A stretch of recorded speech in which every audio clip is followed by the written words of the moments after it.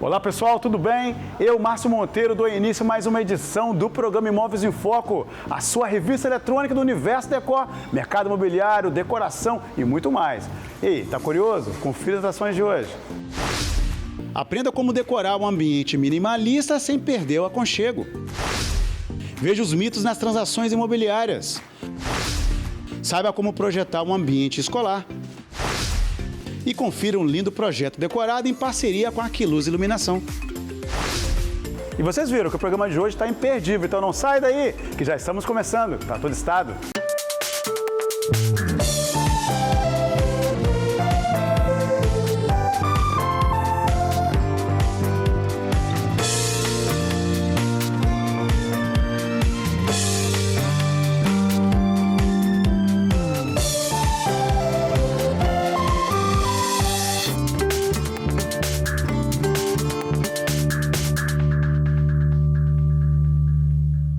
E já inicia o programa de hoje falando para você de casa que está querendo decorar a sua casa ou até mesmo o seu escritório. Você é daquele estilo que gosta daquela famosa frase, menos é mais? Por acaso também, além disso, você gosta de vegetação? Você sabia que esses dois estilos podem sim combinar?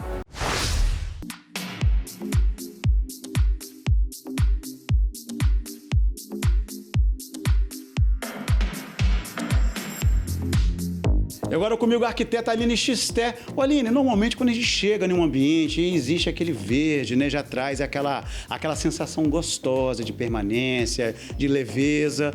E também, lógico, tem muitas pessoas que gostam do minimalismo, aqueles ambientes mais neutros, cores mais calmas, né? Consegue misturar o Urban Jungle com o minimalismo? Com certeza, inclusive assim, é bem legal porque traz digamos, um equilíbrio entre esses dois estilos, né? Que eu vou explicar um pouquinho do que seria o minimalismo e depois o que seria essa proposta, né? Dessa floresta urbana. Então, o minimalismo, ele vem com o objetivo de deixar ambientes mais suaves, não com muita informação, coisas mais essenciais, né? Então, o novo e elegante é isso. Há algum tempo era aquela coisa um pouco mais glamourosa, hoje não mais, hoje é realmente essa proposta um pouco mais mínima. Porém, se não bem trabalhado, atenção, pode ficar algo um pouco frio, né? As pessoas acham que falta alguma informação ali. Então, é muito bacana a gente compensar. Tem várias formas de fazer isso, mas a vegetação, trazer essa natureza para dentro de casa, traz esse equilíbrio perfeito, assim. A gente se sente muito mais à vontade, por uma série de contextos históricos. Então, assim, a gente... anos e anos, milênios do ser humano lidando com a natureza. E aí, então, esse é o habitat natural pra gente. Aí foi crescendo as cidades e a gente mudou esse contexto todo. E daí a necessidade de trazer isso para dentro dos espaços que a gente habita.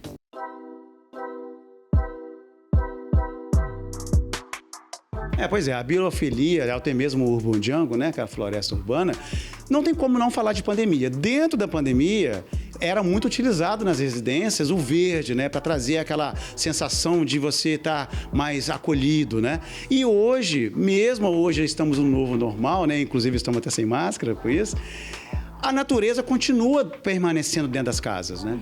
Com certeza. Na verdade, tanto essa questão do minimalismo, que já é um movimento de algum tempo, mas ele, digamos assim, tomou mais força por agora, assim como o design biofílico, que é a questão das vegetações não só, é uma série de coisas. Mas por quê? Porque as pessoas ficaram mais tempo em casa, então o minimalismo surgiu, também voltou a crescer um pouquinho, porque as pessoas sentiram, assim, muita informação, sentiram necessidade de um ambiente mais amplo, mais suave, né? Para tornar aquele momento ali intenso dentro de casa mais suave. E, de novo, a questão da planta. Então, as pessoas tiveram vários problemas psicológicos a nível por não ter esse contato com a natureza, de não poder sair de casa. E aí, foi se naturalizando esse movimento de trazer esses elementos. Não só na varanda, mas em casa mesmo. Tem várias espécies, inclusive, que funcionam super bem, assim. O pessoal de casa, às vezes, deve ficar curioso, né? Que é esses monte de nome, né, que a gente acaba falando, né? Biofilia, Urban Jungle. Qual a diferença de biofilia para Urban Jungle? Então, porque o design biofílico, ele não só engloba só as plantas. Então, tem uma série de elementos que você pode abordar dentro do design biofílico. Então, desde as formas orgânicas, então, digamos, meio que uma coisa diferente aqui. O minimalismo, ele trabalha mais com formas retas. O design biofílico já trabalha curvas, coisas mais sinuosas, que remete à natureza, porque a natureza não é reta, né, novamente, então... e vários outros tons. Então, tons da natureza, tons assim, azulzinho, verde, esse terracota que tá super em alta, todo mundo tem usado muito. Tem vários pontinhos, elementos mais naturais, por exemplo. fica ótimo também misturando com a questão do minimalismo, você usar um elemento, um espaço bem limpo, mas você vir com uma parede assim com pedra, uma parede bem amadeirada, com essas coisas que remetem à natureza e já dá aquele aconchego ali, um pontinho e um contexto bem suave, fica super, super harmonioso. O preto é utilizado no minimalismo? Olha, não é que não é. Na verdade, elementos pontuais no preto sempre vai ser elegante, né? A gente trazer pontualmente, mas não é um estilo que você lembra naturalmente do preto. São tons assim um pouco mais suaves, mais neutros, geralmente. Pode utilizar um ponto ou outro de cor, não só do preto, mas de cor, mas não é a base realmente uma paleta mais suave. Aline, então você como arquiteta, qual o conselho que você daria para aquela pessoa que está em casa nos assistindo, que quer decorar a tua casa, quer decorar até mesmo o seu escritório, que gosta dessas duas tendências, que gosta do minimalismo, que são aqueles ambientes mais neutros, e também são apaixonados por verde? Então, eu acredito que a palavra-chave é realmente um equilíbrio, né? Buscar uma harmonia no espaço. Então, é muito relativo de pessoa para pessoa. Então, se você gosta mais da pegada urban jungle, de muita planta, muita vegetação, capricha. Mas assim, sem exageros. Eu também sou muito a favor de, por exemplo, uma situação que eu gosto muito. Em vez de repente você colocar um monte de vasinho menorzinho, um estante para decorar, encher ali, você pegar um vaso um pouco maior e colocar uma planta, uma proporção maior no espaço, que ela já vai tomar ali aquele ambiente, já vai se fazer presente de uma forma muito mais elegante, sem precisar aquele monte de informação. Então, assim, é um conselho que eu acho que eu aplicaria bastante para mim.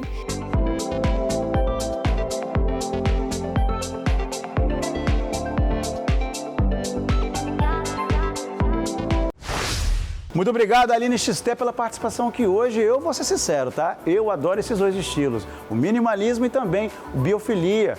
Com certeza, o Urban Jungle conquista ainda mais meu coração. E antes de chamar o break comercial, quero convidá-los para seguir nossas redes sociais no Instagram, @Imóveis em Foco. E lá no Tribuna Online, acessar e assistir todas as edições, isso lá no YouTube, tá? Aproveite e dê um like lá.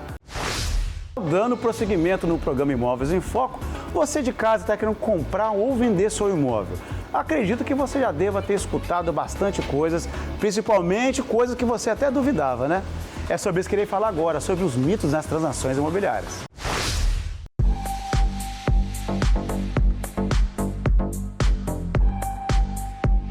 E agora comigo a corretora de imóveis, Fabiane Mota, que vai estar falando pra gente sobre alguns mitos, né, na compra e venda de um imóvel, né? Sim, com certeza. Um dos mitos é quando a pessoa vai comprar um imóvel, tanto financiado ou à vista, que ela acha que ela vai ter só o custo com o valor do imóvel. E, na verdade, a compra gera outros custos, que é a escritura e o ITBI, o registro, que normalmente a gente calcula no valor total do imóvel entre 7% a 8%. Então, é um custo que a pessoa tem que deixar já reservado antes de procurar um imóvel, porque é um custo fixo, não tem como fugir. Na compra de um imóvel à vista, às vezes as pessoas acham que só a escritura e o pagamento do ITBI basta. Ela tem que prestar atenção que o registro é o mais importante, porque ela pode ter problemas na hora que ela for querer registrar o imóvel e vender, que às vezes ela pode ter alguma dor de cabeça. Às vezes a pessoa que vendeu para ela na época faleceu, se separou. Então ela pode se deparar com alguns problemas que vai atrapalhar a venda desse imóvel. E além disso, eu acredito que para você de casa que não tem essa habilidade com cartório, né, com tudo isso mais, contratar também um despachante, que é importante, né? Com certeza, o despachante é primordial, porque ele facilita todo o processo, né, de cartório, banco, no caso se a pessoa que vai financiar, prefeitura, então ele é um facilitador. É claro que você tem que procurar um despachante da sua confiança, que seja credenciado a algum banco, né, para você ter segurança, né, em todo o processo. E o segundo, que está englobado também no segundo mito, Márcio, é a questão dos imóveis que não têm escritura. Às vezes a pessoa vê anúncio, fica iludida achando que vai conseguir fazer o financiamento daquele imóvel, mas se aquele imóvel não tiver escritura, ela não consegue fazer o financiamento desse imóvel. Então, por isso que é interessante a pessoa procurar um corretor credenciado ao Cresce. Então, nesse segundo mito, não basta só você de casa ter aquele pré-aprovado pelo banco, né? Precisa também daquele imóvel que se enquadra dentro desse perfil que o banco exige, senão o banco não libera o dinheiro, né? Não libera. Ela pode... A pessoa que vai comprar à vista não tem tanto problema. É claro que eu sempre recomendo um imóvel registrado e escriturado. Agora, se a pessoa que tem o dinheiro à vista e opta em comprar um imóvel, uma casa, um terreno, sem escritura, não tem problema. Agora, a pessoa que vai financiar, ela precisa saber e ter certeza que o imóvel tem escritura. E o terceiro mito que o pessoal de casa às vezes fica assim, puxa vida, isso aí eu achava que era diferente. É, o seguro contra incêndio. É uma coisa que às vezes as pessoas não têm muita, elas acham que não tem necessidade, mas é um seguro importantíssimo. E é bem mais, infinitamente mais barato do que um seguro de automóvel. E aí ela protege o seu patrimônio contra incêndio. Às vezes você tiver algum problema dentro do imóvel, tem seguradora que cobre. Às vezes um vidro de uma mesa que quebrou. Às vezes a pessoa não tem esse conhecimento. É muito importante a pessoa contratar um seguro residencial contra incêndio. Se as pessoas tivessem noção, a importância de um seguro residencial, eu acredito que todas elas passariam, né, contratariam um seguro para sua segurança. Então você, como corretora de imóveis, qual o conselho que você daria para aquela pessoa que está em casa querendo comprar a casa própria ou talvez querendo vender a casa própria, né? Primeiramente, se você for financiar, você procura um corretor habilitado, um corretor com Cresce. Ele vai poder te orientar na escolha ideal do imóvel que você procura. Também, é claro, se você for fazer o financiamento bancário, procurar o valor que você consegue financiar, procurar um despachante credenciado, ele vai te orientar na busca de um banco que você consiga as melhores taxas. Após a escolha desse imóvel, puxar todas as certidões, que é claro que o corretor que vai estar te auxiliando, ele vai ter essa preocupação de procurar puxar todas as certidões dos vendedores, do imóvel, um contrato de compra e venda, que é um compromisso que você vai firmar com o vendedor, é importantíssimo, e só após isso você dê o sinal, porque o sinal só pode ser dado após a escolha do imóvel, após a busca de todas as certidões, após a assinatura do contrato. Nunca dê sinal de negócio sem ver um imóvel, sem um contrato assinado. Sabe, você corre o risco de ter problemas e nunca ter esse dinheiro de volta e cair num grande, né, problema depois.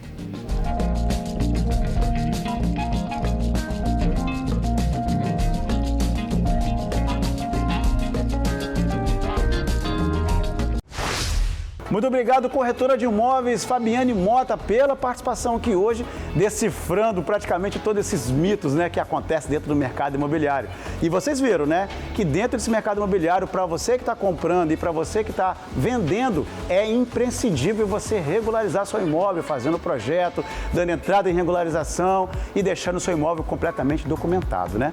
E mudando de assunto, dentro desse universo de projeto, você sabia que para você ter uma escola independente do segmento dela, é necessário você ter um projeto aprovado seguindo todas as normas técnicas?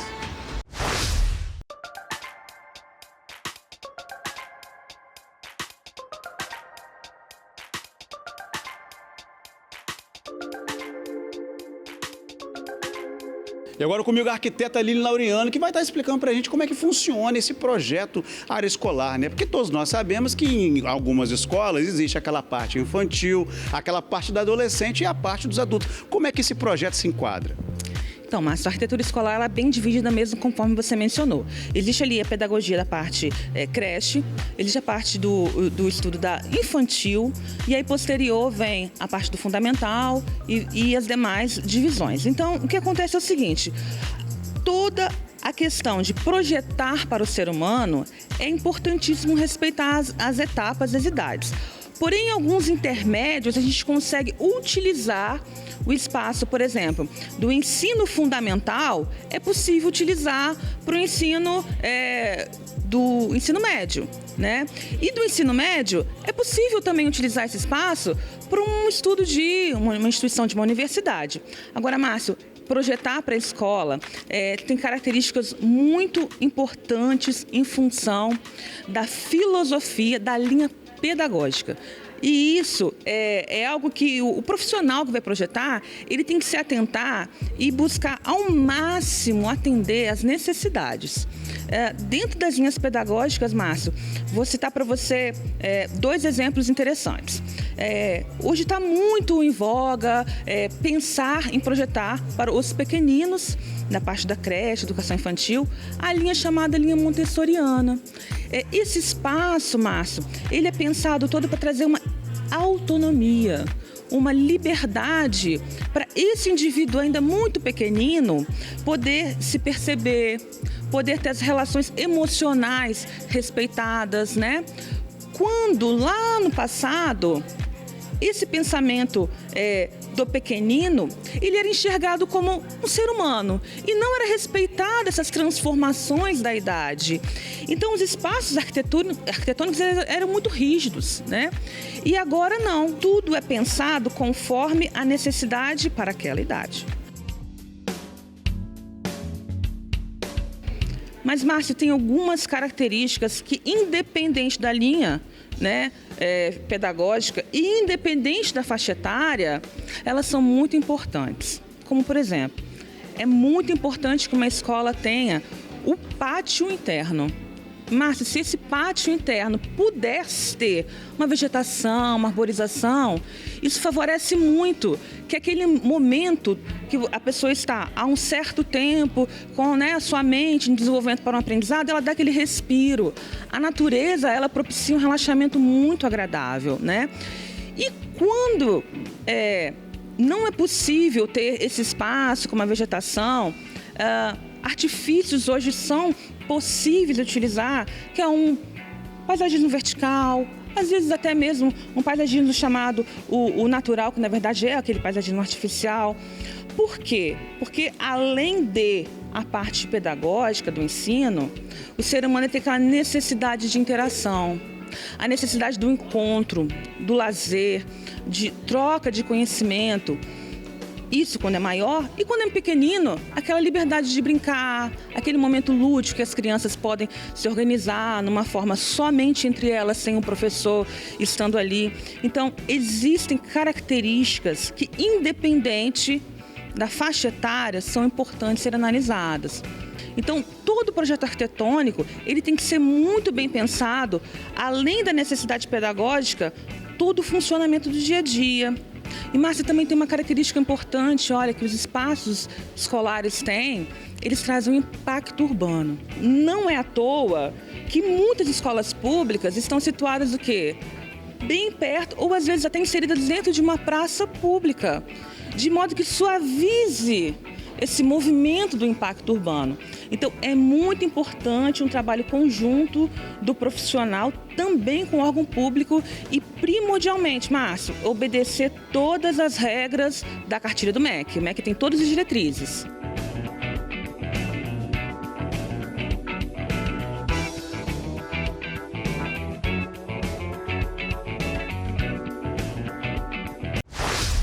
Muito obrigado, arquiteta Aline Laureano, por trazer esclarecimento para o pessoal de casa, principalmente para os pais que se preocupam com a qualidade de ensino dos seus filhos.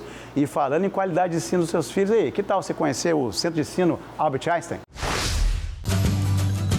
Todo mundo sabe que cuidar dos filhos é coisa séria e a escolha da melhor escola não fica diferente disso. Desde 2002, o Centro de Ensino Albert Einstein traz o que há de mais moderno pelo sistema Eleva de ensino, deixando você conectado com o aprendizado do seu filho. Além da unidade Itaparica, agora temos a nova unidade da Barra do Jucu. Da educação infantil ao fundamental, séries finais, com foco no esporte e na educação socioemocional, com o programa Live. No integral, além de estruturar o aprendizado do aluno, possibilita atividades artísticas, esportivas e acompanhamento nutricional. Aqui eu tenho a certeza que a educação é algo fundamental na parceria com a família, cuidando do meu bem mais precioso. E é por isso que eu digo, Centro de Ensino Albert Einstein, neles eu confio.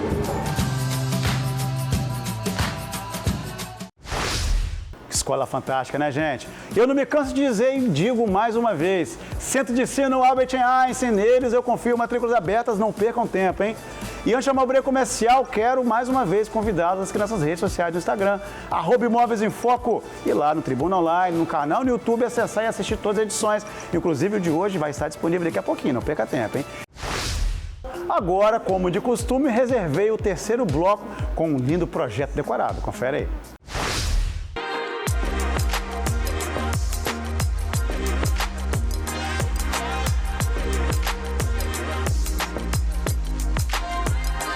E agora comigo o arquiteto Caio Deves, que vai estar nos mostrando um belíssimo projeto decorado com um estilo mais moderno, né? É isso aí, Márcio. Aqui a gente tem um apartamento de cerca de 70 metros quadrados, onde eu fui muito feliz por encontrar clientes com um gosto muito parecido com o meu. Na verdade, eu acho que eles me procuraram por isso e me deixaram com carta branca. Então aqui a gente tem muito uso de cinza, madeira, que é um estilo que eu gosto muito, que cria esse ar moderno. E assim, a frieza do cinza acaba sendo quebrada pela quantidade de madeira que a gente colocou em alguns pontos do apartamento. A gente tem esse apartamento com as medidas reduzidas, né, de mais ou menos 70 metros quadrados, e a gente precisava armazenar muita coisa. Então a gente utilizou muita marcenaria, né, e aí que vem esse cinza nos revestimentos, nos estofados também a gente tem uma quantidade boa de cinza. E a marcenaria acabou abrigando o que era necessário para eles, né, o armazenamento de utensílios do dia a dia. E aqui na sala, o principal foco foi a integração dos ambientes, né? Para a gente poder criar um ambiente único entre sala e varanda, aí com isso a gente ganha um pouco mais de espaço. Também utilizamos as portas de alguns armários em espelho, e isso faz com que duplique a sala e ela pareça um pouco maior. E aí, por a questão dos revestimentos, né? A gente não tem uma grande escala de cor na sala, então a gente utilizou muito cinza e madeira para trazer aconchego, e um revestimento na varanda que é também em tom de cinza, né? Que é o cimento queimado, e em forma de tijolinho, que deu um aspecto mais rústico aqui nesse ambiente, que traz um ar bacana para o que a gente queria propor. E a mesma tonalidade de cores você também foi para os quartos, né? Isso, é uma coisa que eu gosto de fazer quando o apartamento tem a medida reduzida, que é levar o mesmo tom de marcenaria em todo o apartamento. Eu acho que isso traz um conforto visual, onde o cliente vai transitando de ambientes com decorações diferentes, usos diferentes, mas a gente tem um conforto visual parecido, né? Então, a gente continua com escala de cinzas no quarto, na cozinha. No quarto do casal, por exemplo, a gente utilizou o MDF brilhante, né, que é um MDF mais refinado, então cria aquele aspecto menos rústico para esse ambiente. Mas a gente ainda continua na escala de cinza, o mesmo tom de amadeirado. Lá a gente também ampliou a varanda, o quarto com a varanda. Com isso a gente ganhou uma maior área de armazenamento para o casal, né? Entrando no banheiro a gente já tem os armários em tom de cinza, revestimento azul, que dá um pouco de cor nesse apartamento, e ficou bem divertido, uma paginação bem diferenciada. Já no banheiro social, eu quis trazer elementos que parecessem aqui com a área social do apartamento, né, da sala. Então a gente tem um banheiro mais neutro, com um revestimento o ônix, né, revestindo todo ele, e um revestimento acinzentado no fundo, fazendo aquela parede do nicho.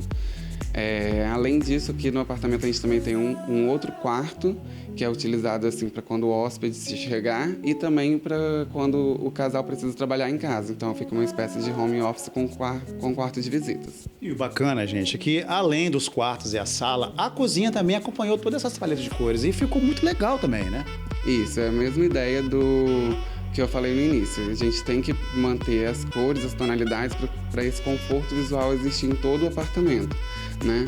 E uma cozinha também de tamanho reduzido, a gente utilizou o mesmo acabamento em toda ela. Então lá a gente não entra com revestimentos amadeirados e ela fica toda com a marcenaria cinza. Caio, aqui nesse projeto você ousou na iluminação decorativa, né?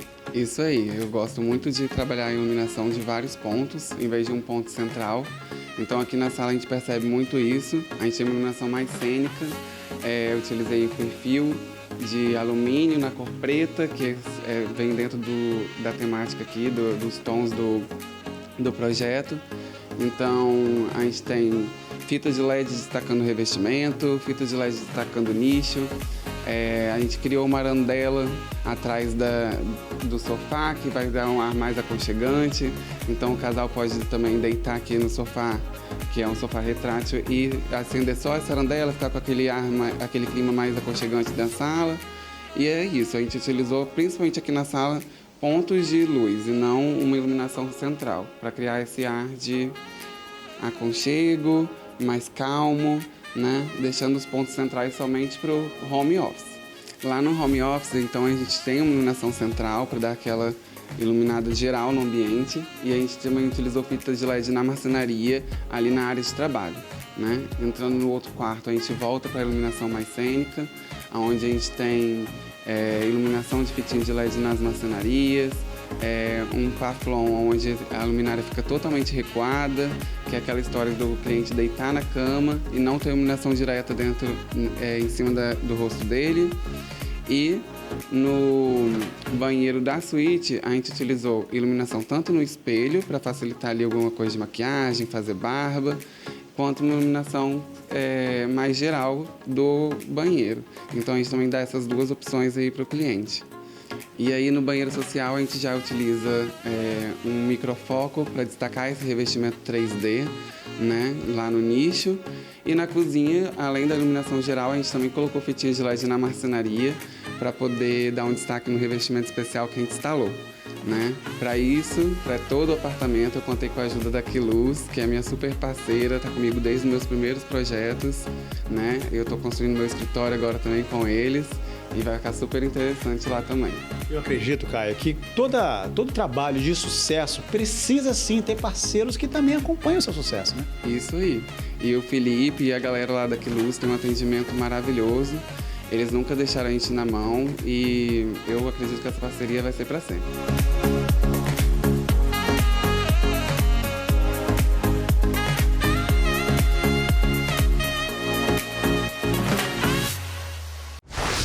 Que lindo projeto decorado, né? Tá vendo aí, gente, como a Quiluz Iluminação faz toda a diferença nos projetos, dando um toque de Quiluz em sua vida?